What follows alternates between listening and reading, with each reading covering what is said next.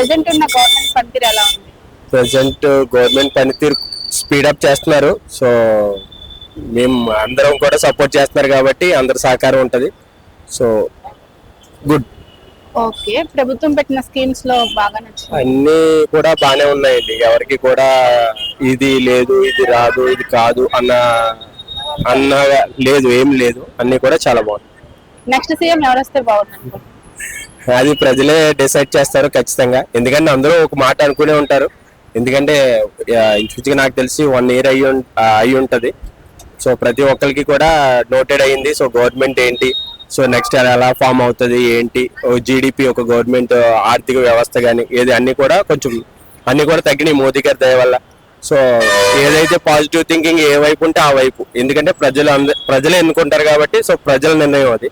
నేనైతే ఇప్పుడు నా ఒకటి వాళ్ళే మా వాళ్ళు కాబట్టి సో వాళ్ళే డిసైడ్ చేస్తారు. సో ఇప్పటికైతే కనుక ఎవరి దగ్గర నుంచి ఏ కన్సర్న్ లేదు. సో ప్రతి నియోజకవర్గం, ప్రతి మండలం, ప్రతి రాష్ట్రం కూడా మన రాష్ట్రం కూడా బాగుంది.